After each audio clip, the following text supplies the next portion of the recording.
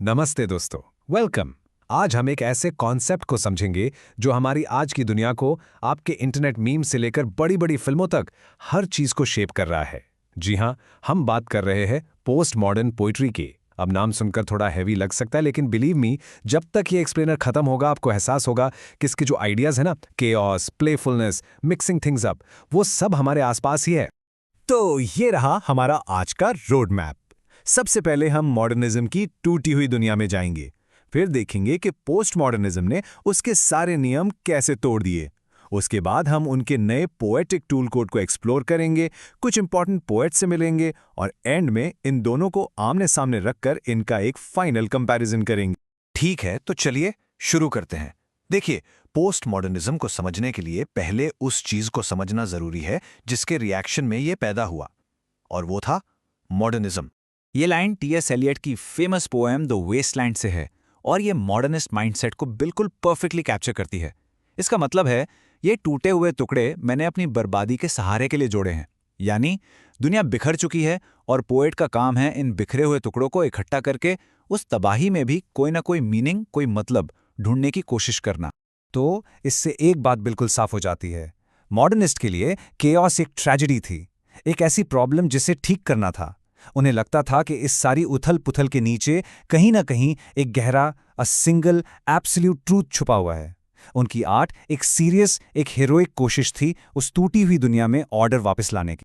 लेकिन फिर दुनिया बदल गई, बल्कि अचानक से दुनिया में एक विस्फोट सा हुआ और इस नई अजीब सी रियलिटी ने पोएट्री के लिए बिल्कुल नए रूल्स की डिमांड की। आप सोचिए, वर्ल्ड वॉर 2 के बाद एटम बॉम्ब ने इंसानों की प्रोग्रेस और रीजन पर से भरोसा उठा दिया। फिर 1950s में टीवी और एड्स आ गए, जिसने रियलिटी को ही एक प्रोडक्ट जैसा बना दिया। सब कुछ आर्टिफिशियल लगने लगा और 60s तक आते आते कोल्ड वॉर का डर। ऐसे में मॉडर्निस्ट की वो एक सच को ढूंढने की कोशिश थोड़ी नाइव, थोड़ी बचकानी लगने लगी। और यही वो फंडामेंटल शिफ्ट था। ये एक अर्थक्वेक जैसा बदलाव था।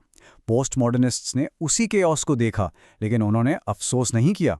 उन्होंने कहा, ओके, दिस इज इट। वो उस केओस में कूद गए, उसके साथ खेलने लगे। उन्होंने ये आइडिया ही रिजेक्ट कर दिया कि कोई एक बड़ा सच या ग्रैंड नैरेटिव होता है। उन्होंने कहा, ट्रूथ्स हैं, प्लूरल, और हम इस मेसी, ब्यूटीफुल, वियर्ड रियलिटी को एक्सेप्ट करते हैं।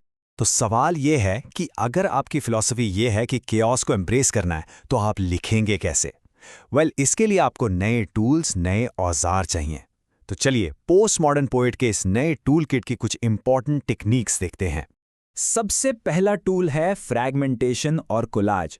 अब देखिए, मॉडर्निस्ट भी फ्रैगमेंट्स यूज करते थे, लेकिन वो उन्हें जोड़ने की कोशिश करते थे।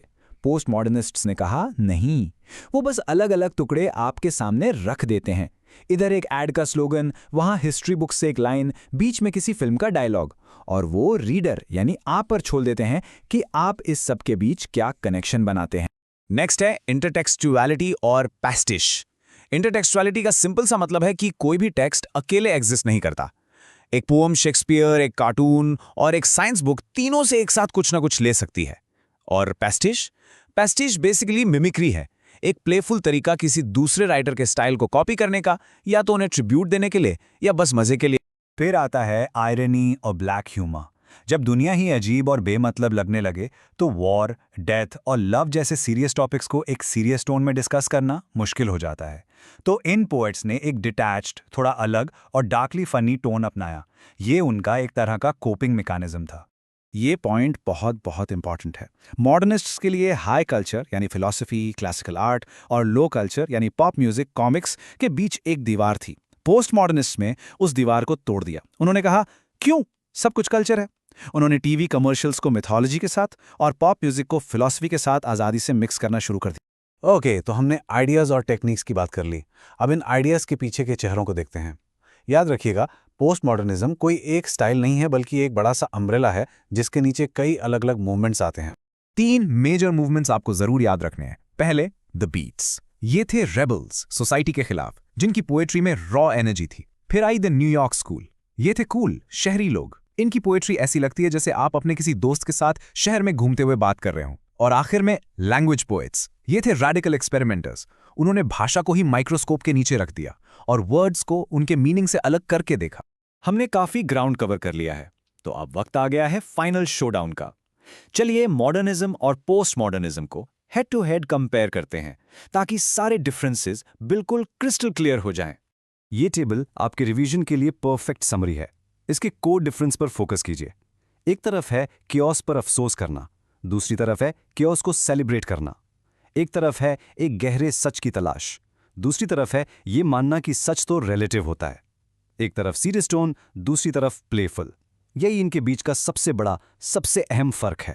तो अगर आप इस पूरे डिस्कशन से सिर्फ एक चीज याद रखना चाहते हैं तो वो ये है, मॉडर्निज्म ने आर्ट के जरिए इस टूटी हुई दुनिया को ठीक करने की, हील करने की कोशिश की, और पोस्ट मॉडर्निज्म ने उसने उन्हीं टूटे हुए टुकड़ों के साथ खेलना सीख लिया। It's as simple as that. और ये रहा आपके लिए एक प्रैक्टिकल चेकलिस्ट, आपके एग्जाम के लिए, या बस ऐसे ही जब भी आप कोई पोएम पढ़ें या कोई फिल्म देखें या इवन कोई इंटरनेट मीम देखें, खुद से ये 5 सवाल पूछिए।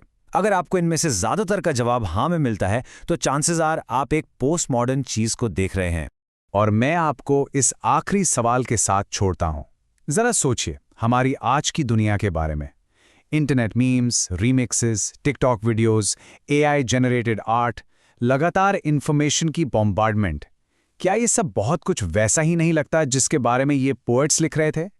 शायद पोस्ट मॉडर्निज्म अब सिर्फ एक लिटरेरी थ्योरी नहीं है, शायद अब ये हमारी रियलिटी ही बन चुकी है।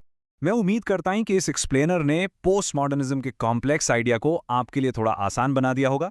अगर आपको ऐसे ही और कॉम्प्लेक्स टॉपिक्स को सिंपल तरीके से समझना है तो चैनल को सब्सक्राइब करना मत भूलिएगा। देखने के लिए बहुत बहुत शुक्रिया। Thank you.